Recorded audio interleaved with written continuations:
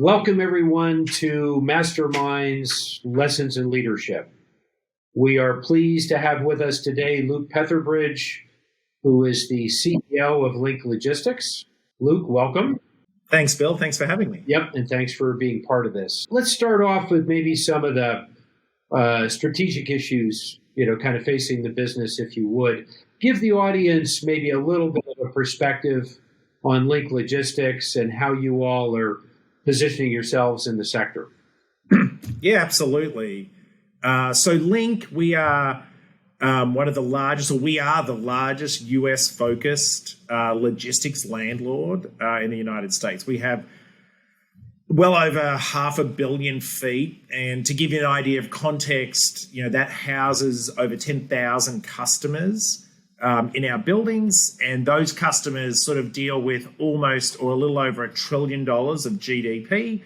Wow. Which is around about 5% of US GDP. So if you think of the scale of the business of what we offer, it's an enormous business that continues to grow. Link really has been built over the last 4 to 5 years. We're privately owned through the Blackstone funds network. So I think a lot of people know just the breadth of that business. And obviously we are one of the largest beneficiaries of their conviction investment around this space. But as we really think of the core mission of our business, it's really just productivity. If you think about it, whether it's shipping things faster, being closer to consumers, improving manufacturing, we really are in a business of just driving productivity gains for our customers. And we've seen this year really this focus for Link going from what was traditional. I know, Bill, we're going to talk a little bit about shifts in industry, but this traditional, very much leasing transactional business really moving into this customer-centric partnership model where we're really trying to partner with our customers to drive their productivity, their efficiency gains, and really their overall business and help them grow. Obviously, them growing and the US GDP growing is a very, very large beneficiary of our business.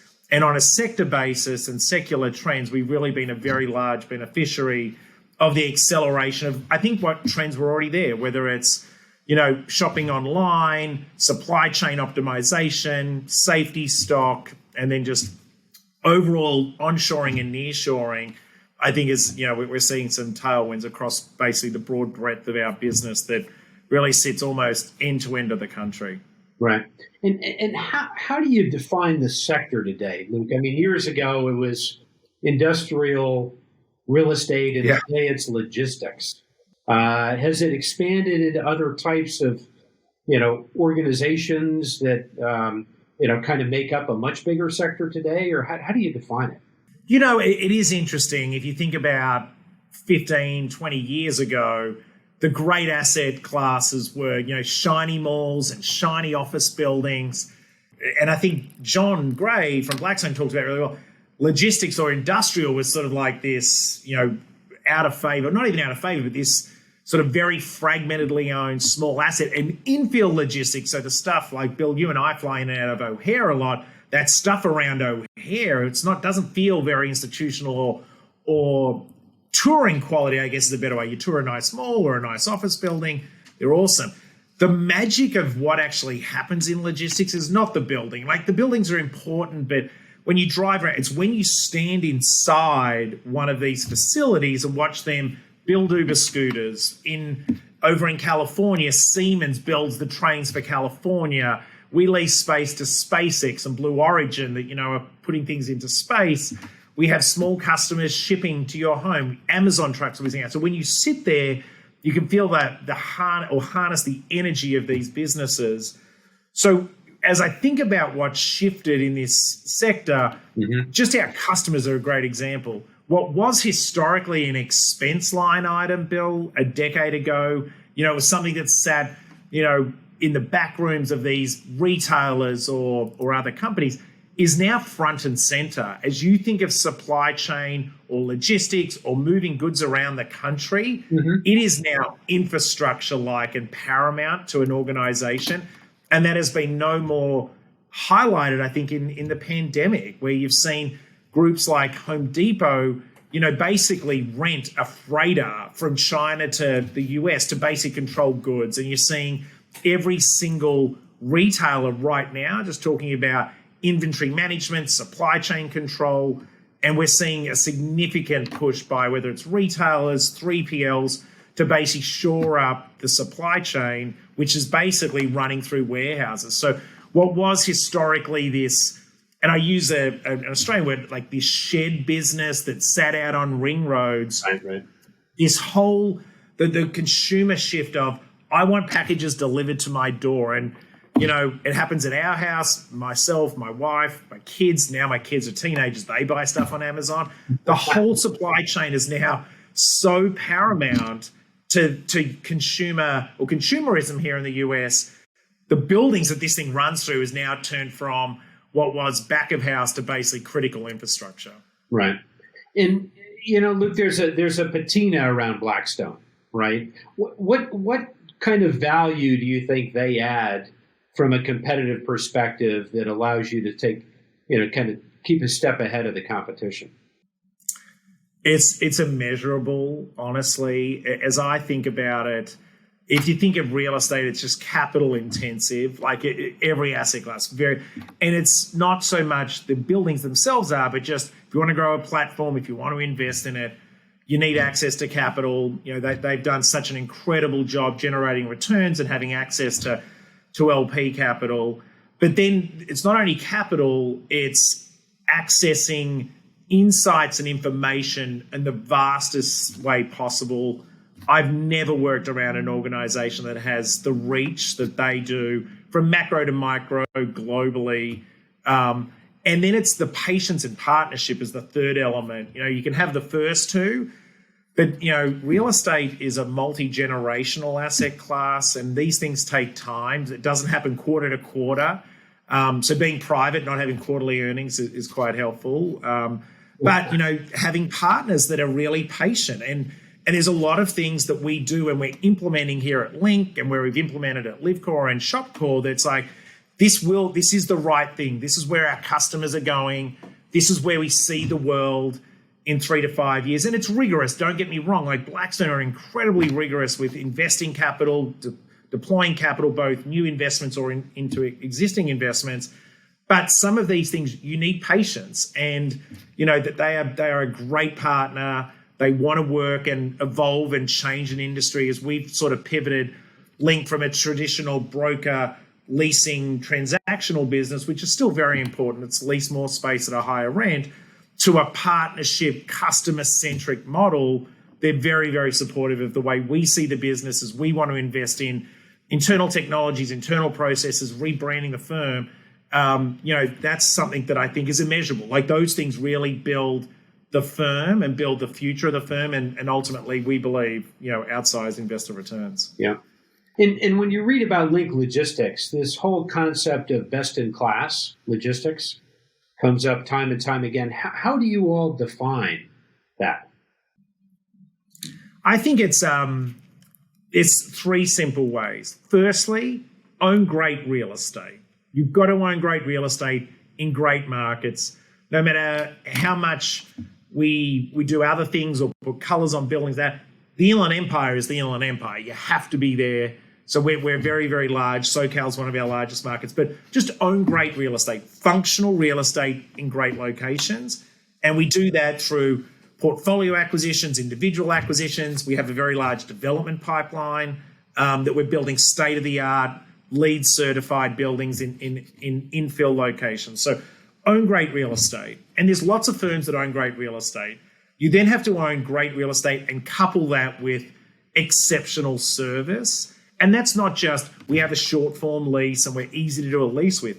It's exceptional service. We fix the building when you need it. We're here to help you if you have an issue. We can connect you with people if required. So really build out a service offering. So if you have great buildings and have great service, like two paramount tenets or tenets of building a great business, then the third one, if you truly are best in class, is what other solutions can we provide? Back to that initial mission, which we talked about, Bill, we're in the productivity business. Can we give you energy management? Can we give you ESG solutions?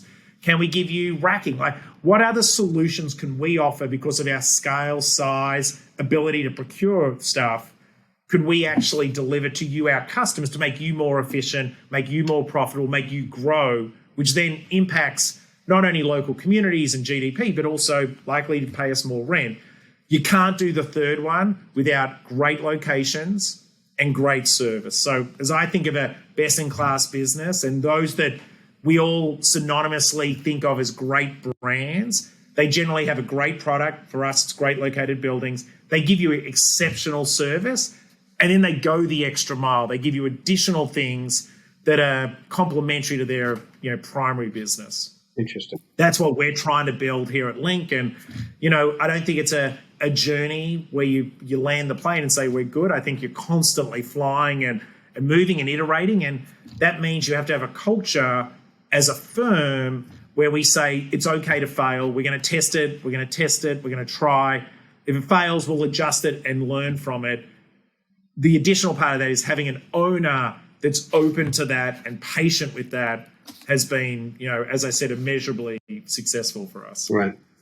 So, you took your first CEO job about 5 years ago, and, you kind of look at where we are today, and we face some times here, both from a macroeconomic and a geopolitical perspective, that are very uncharted waters, Yeah. and clearly, these are somewhat new to you and new to many. It's hard to know where the world's going. How do you kind of lead the business with this lack of clarity? What do you kind of do going forward to try to stay focused and drive performance? Yeah, I mean, look, you're right. It is. There's a huge amount of uncertainty, and you could, if you put it on CNBC or put on Bloomberg, you get different stories with the same data. So you're absolutely right. The way I think about our business is we're in a decade-long, 20-year sort of business here, productivity, supply chain management, they're our customers, manufacturers, shippers, storage. So as we think about that, we really are a business that's a derivative of theirs.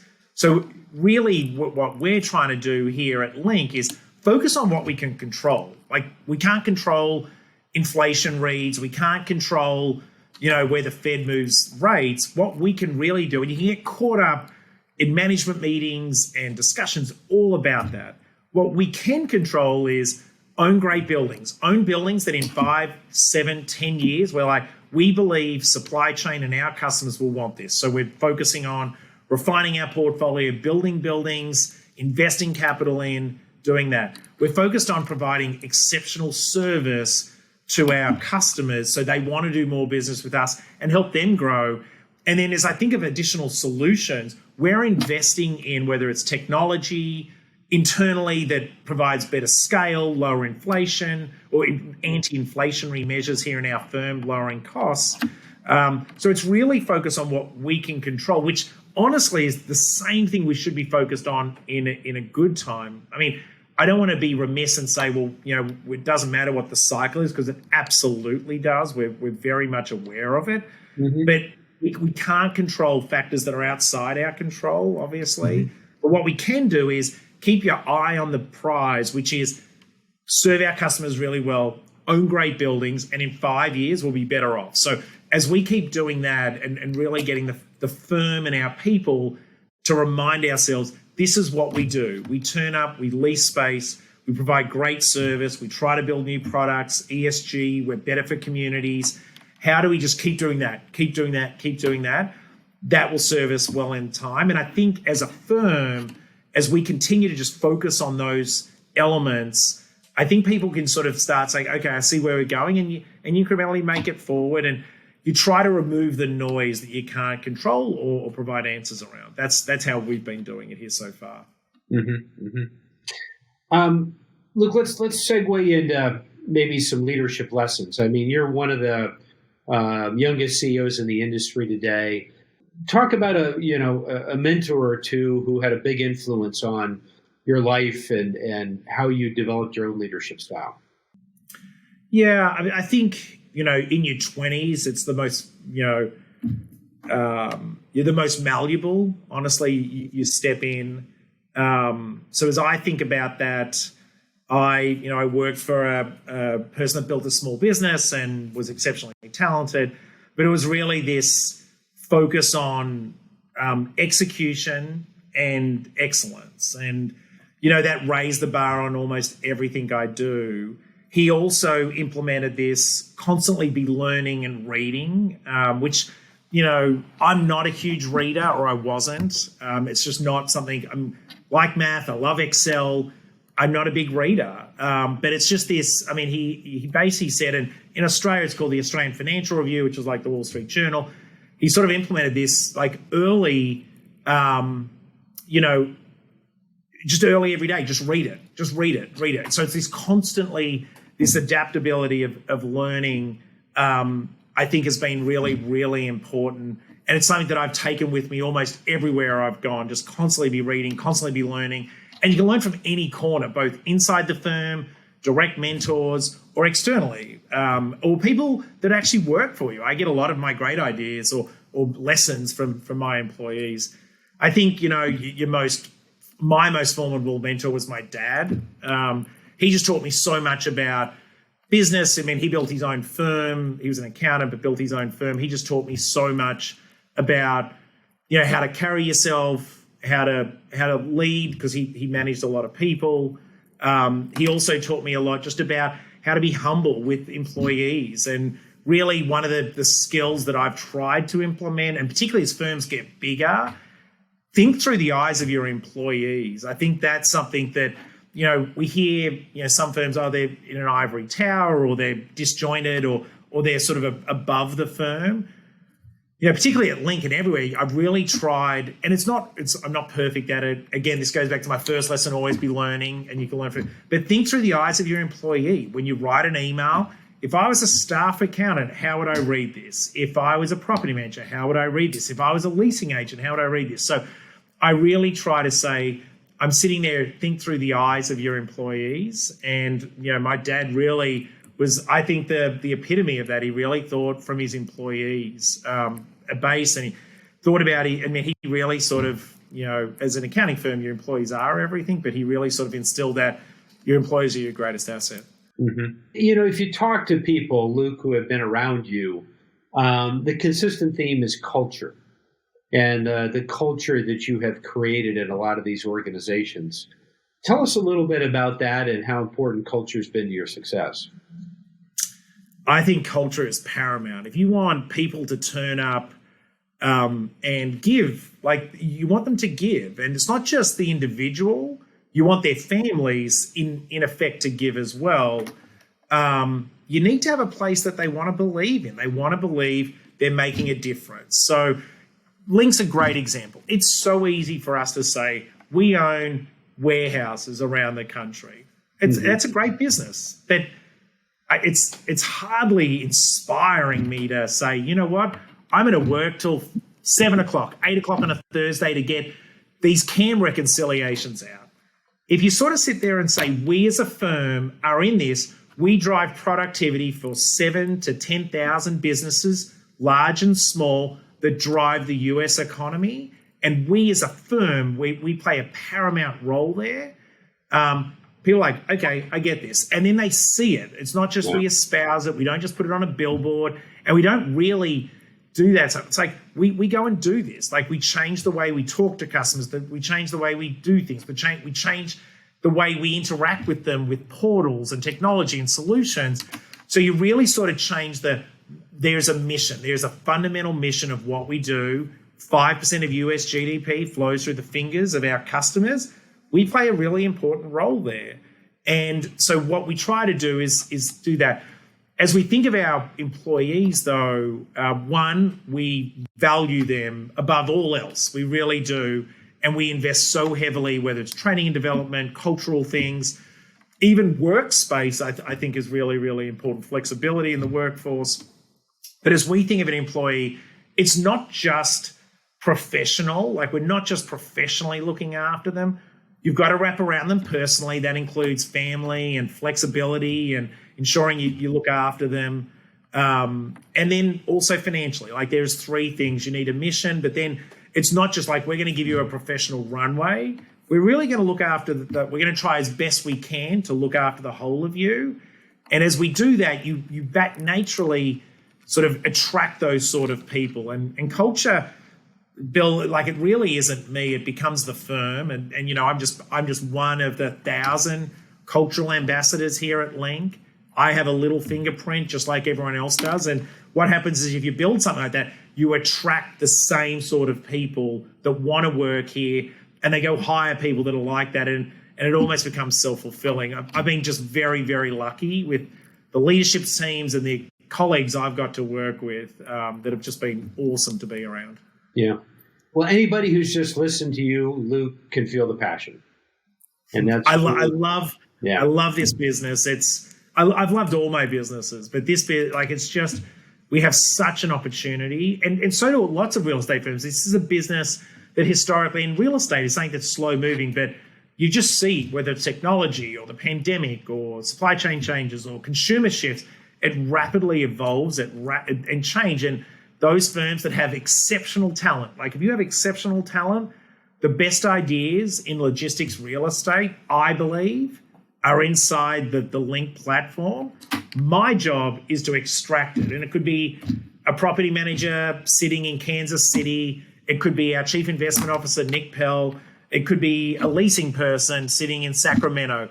The best ideas in our sector sit inside our space, sit inside our firm, just like they do it at our competitors.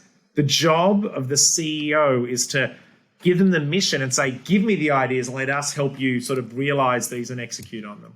Right. That's my belief anyway. Well, it may be a little premature, but let's talk a little bit about your legacy. And on my tagline, I really describe leadership with three adjectives, and that's humility, it's integrity, and it's generosity. Tell the viewers a little bit about CoreGiving, because it's just it's an incredible gift that you've created. So tell everybody a little bit about CoreGiving and the thesis behind it. Would love to. I'll take one of your words off your tagline, like generosity. That really starts at home. And personally, and my wife encourages it, and my kids sort of embody it. Be generous to your communities. Chantel sort of talks about leave places better than where you found them. And I think she sort of espouses that, and we try to as a family. And I think every individual does that. Like, I don't want to make it sound like this is a novel idea. Bill, I know you do it. People I work with do it. Philanthropy here in the US is just something that I wish I could bottle up and take around the world. So it's something that I think the US really has done. When I was at DDR, we were philanthropic. We gave money in lots of places, which was awesome. And if you said that what they did, it was like we gave. When I went to Shopcore, we really tried to, again, this is a blank sheet of paper idea. Let's find one thing we could focus on as a firm and make an effort at. And as we looked around, we own grocery-anchored shopping centers all around the country. And one of the things that we worked out, and you see, and Feeding America talks about, 1 in 6, it's probably 1 in 5 with the pandemic, children don't know where their next meal's coming from. It's a shocking stat. Wow. That we sit there and say, and then there's a huge social implications. If you're not being fed well, how do you expect to learn? How do you expect to get out of your social rung? How do you drive? And if we all sit there and say, we want to leave our communities better than the way we found them, honestly, that's our goal. That's the legacy I think almost human race wants to leave. We want things to be better than when we started. This is such an anchor on, 16% to 20% of our children. That's such a huge issue. So I was a co-founder with some other people, built CoreGiving, which is our philanthropic measure that we give money, our customers, our clients, our employees, friends of the firm. Bill, I know you do, so thank you for that. Give money to CoreGiving. And then we distributed that to, 20, 30, 40 food banks around the country that do that. We also give 8 hours a year every employee. We have CoreGiving Day that's coming up in October, where over 2,000 portfolio company employees will be at food banks all across the country, packing food, packing oranges in bags, putting grains in bags. But when you work on these things and you go meet the people that use them, I mean, it's everywhere. And it goes from Lincoln Park, Chicago, to Manhattan, New York, to, rural, California. I mean, it's in every suburb, every neighborhood. And I really think, as we think about our firm, we really can make a difference. We have a platform. We have thousands of employees. We have so many customers that are looking for ways to make a difference. I think there is a responsibility on us to do that. And we've really gone out, and it grows every year. I think we've probably fed over 25 million meals in 4 years, which is really incredible. And we're only just getting started. But it's many hands make light work. There's so many people that are involved in this, both inside the firm, externally to the firm. And anyone that's watching this now, thank you so much for making CoreGiving this thing that I'm really proud of. And I know my family's proud of it. The colleagues I have are proud of it. People that receive the money. I mean, I just sent an email this morning to our head of development. We're just going to allocate, $50,000 to a New Jersey food bank. And Brett was just like, oh my God, thank you so much. This is so much needed here. Like, we can make a real foundational difference. And the way it crystallized in me the most is, Bill, you probably remember it. I certainly do. When you're a kid and you get a long weekend, Labor Day long weekend at school, or, for Australia, the Queen's birthday long weekend in Australia, it was like on a Friday, you were so excited. You didn't have to come to school on a Monday. Right. 1 in 6 children hate that because they don't get fed. Like, school is their primary meal. Yeah. They miss a meal. Like, if you let that sink in, something that I took for granted and I loved, there is 1 in 6, 1 in 5 children, 16 to 20% of kids worry. So think about what the pandemic did to all these children that were getting fed hot meals at schools and schools closed. This just accelerated such a massive problem. And we, with CoreGiving and partners and others, are really trying to put our share forward. And we know a lot of other people do a lot of other great things. But, I love your word, generosity. Start at home, and then, we try to do that as much as we can across the firm. Right. But see, what leaders do, Luke, is they make it happen. They mobilize it and they stay behind it, and they have an impact. So kudos to you. Well, this has been great. I have one last question for you, and then we'll let you get back to your day job anyway. Thank you. If I had your mom and dad on the phone, and I asked them one question, and that is, what makes you the most proud about Luke? What would they say? His family. I think they'd say my family. I think they'd say my wife and my kids. He's just a good person with a family. I think that's what they'd say. And there are a lot of things tied up in that, for sure. Yeah, absolutely. I think, my ability to mentor my kids and be a partner, I think that's what they'd say. Yeah. Well, it's all about love and respect, for sure. Yeah. So, well, thank you, my friend. This has been great, and very much appreciate you taking the time and sharing your perspective and, to some degree, your life with people who I think will take away and learn a lot. So, absolutely. Well, thank you, Bill. And, again, you provide such great guidance and inspiration to a lot of other leaders in our space. I really appreciate it. Well, it's been a great run, and there's still more to come. So thank you, my friend.